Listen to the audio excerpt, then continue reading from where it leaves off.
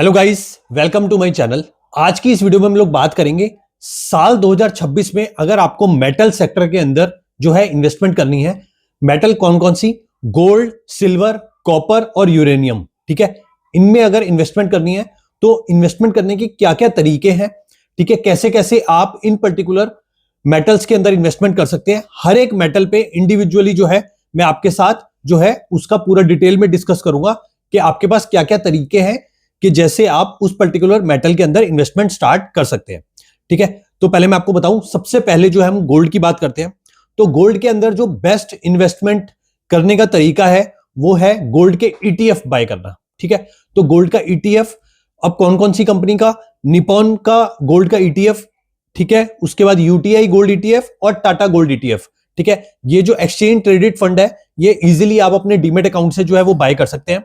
Minimum एक quantity और maximum it's up to you, ठीक है, as per your pocket size. But मैं आपको यह एडवाइस करूंगा कि आप जो है बाय ऑन डिप की स्ट्रेटजी के साथ जो है इस पर्टिकुलर सेगमेंट के अंदर काम कर सकते हैं। जब भी आपको लगे कि सोने के अंदर गिरावट आई है तो उसकी आप जो ईटीएफ है रिस्पेक्टिव इनमें से कोई जो भी मैंने आपको बताए हैं इनको आप बाय करके इनके अंदर इन्वेस्टमेंट अपनी कर सकते हैं बाय ऑन डिप की स्ट्रेटजी के साथ। ठीक है, अगर इसके अलावा अगर मैं बात करूं ईटीएफ के अलावा आपके पास क्या ऑप्शंस है तो वो है गोल्ड के म्यूचुअल फंड। ठीक है, हर एक कंपनी के गोल्ड के अलग अलग म्यूचुअल फंड है, जैसे एक्सिस का गोल्ड फंड है, उसके बाद निपॉन का भी गोल्ड फंड है, एसबीआई गोल्ड फंड है। हर एक जितने भी दिग्गज म्यूचुअल फंड जो डिस्ट्रीब्यूटर है, ठीक है, उनके जो है गोल्ड के फंड्स अवेलेबल हैं, तो उनमें भी आप इन्वेस्टमेंट अगर करना चाहते हैं तो कर सकते हैं। और अगर आप दूसरा ऑप्शन है कि फिजिकल गोल्ड जो है आप ज्वेलरी शॉप पे जाएं और आप फिर गोल्ड जो है वो बाय कर लें। तो सबसे इन तीनों में से जो है सबसे जो इंपॉर्टेंट और सबसे जो अच्छा मेथड है वो है गोल्ड का ईटीएफ बाय करना। ठीक है, काफी अच्छे तरीके से और काफी इजी जो है वो आप बाय कर सकते हैं, उसकी स्टोरेज की कोई दिक्कत नहीं होती, आपके डीमेट अकाउंट में रहता है।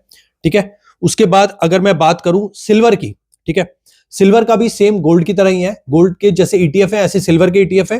तो निपॉन का silver ETF, ICICI silver ETF और टाटा का सिल्वर ईटीएफ, इनमें से कोई भी आप जो है बाय ऑन डिप की स्ट्रेटजी के साथ आप इसकी मिनिमम एक unit maximum up to you, ठीक है, आप बाय कर सकते हैं। और सेम जो है दूसरे ऑप्शंस अवेलेबल जो है वो ये है कि सिल्वर के म्यूचुअल फंड्स जो है वो अवेलेबल है, ठीक है, जैसे गोल्ड के अवेलेबल है अलग अलग कंपनीज के।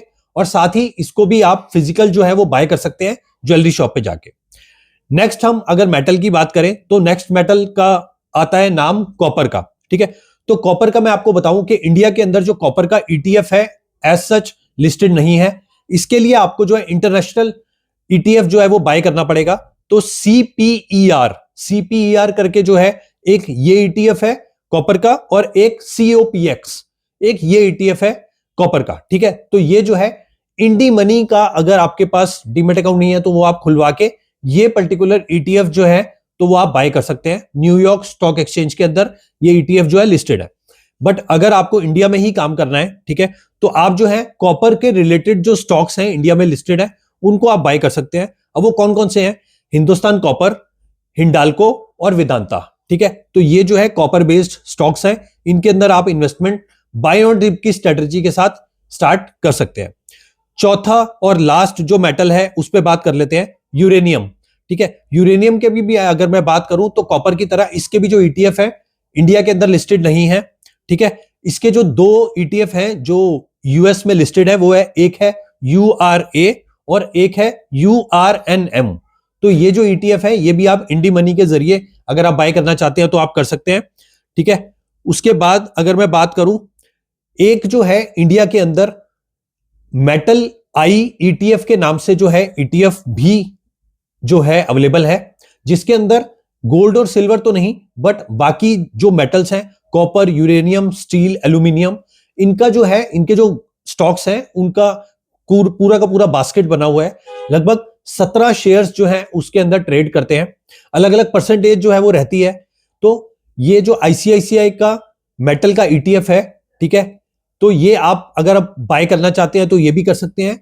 12 रुपए के आसपास की एक यूनिट है। ठीक है, काफी अच्छा जो रिटर्न है पिछले एक साल में इस पर्टिकुलर ईटीएफ में भी मिला है।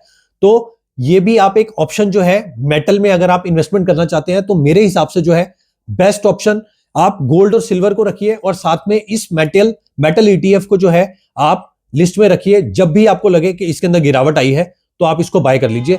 सिल्वर जो है वो काफी ज्यादा हाईली फ्लक्चुएटिंग जो मेटल है, उसके अंदर फ्लक्चुएशन बहुत ज्यादा होती है, नीचे भी और ऊपर भी, तो इसलिए आप उसको अगर अवॉइड करना चाहते हैं तो कर सकते हैं। गोल्ड के अंदर तो आप अपनी जो इन्वेस्टमेंट बहुत ज्यादा अगर आप बढ़ाना चाहते हैं तो आप बढ़ा सकते हैं, क्योंकि गोल्ड ने जो है निरंतर बहुत अच्छे जो रिटर्न है वो इन्वेस्टर्स को कमा के दिए हैं। साथ ही ये जो मेटल का ईटीएफ मैं आपको बता रहा हूं, ये भी काफी अच्छा है। इस पर्टिकुलर ईटीएफ के अंदर अगर आप इन्वेस्टमेंट करना चाहते हैं वो भी आप स्टार्ट कर सकते हैं। Thanks for watching this video.